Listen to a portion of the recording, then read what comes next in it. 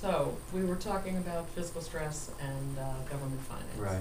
So what that means for finance officers is cutting and the challenges associated with keeping the budget balanced. And it's increasingly difficult. The good news, it's always a good news, bad news. The good news is, at least at the state level, we've touched bottom. So we've stopped dropping. So that's a good thing with some marginal growth. At the local government level, where they're more reliant on property taxes, they've probably yet to see the worst of it all.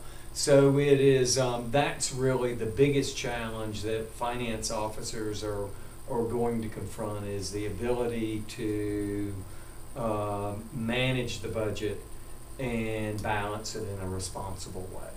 Okay. And how much is borrowing a component of balancing budgets in these kinds of economic times? Well, borrowing is hopefully not the solution, because it is a one-time solution, and that just is indicative of kicking the can down the road and not really doing the fundamental changes that need to be made to maintain structural balance. It's not a sustainable solution, it's a temporary solution. But the ongoing needs of infrastructure continue to grow. So the demand for borrowing for capital is significant.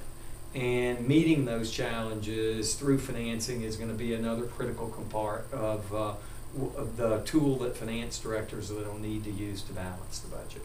Okay, and that brings us to the newest tool in the debt arsenal, which would be the Build America Bond. And I know you have some thoughts about how that program is progressing as it goes from being brand new to maybe a toddler in its growth. Right.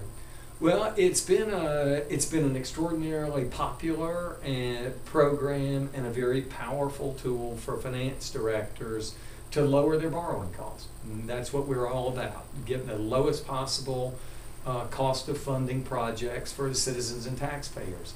And so it's had beneficial impacts on the municipal market by taking supply out of our market, or supply that would otherwise be in the municipal space is now in the taxable space, which has created scarcity value for munis. And so that's a good thing. It's opened up a whole new frontier, a whole new group of buyers, which has been very positive. With the subsidy level set at 35%, it's provided a very effective way to reduce the cost of funding capital infrastructure for state and local governments. So it's all good from that perspective. There have been some recent developments on the regulatory side that are troublesome, and that is the offset issue and the IRS audit issue. But hopefully the message has been sent and received. And there will be some softening. In fact, Treasury has already indicated that they were really planning to back away from the notion that 1 out of every 2 BABs would be audited.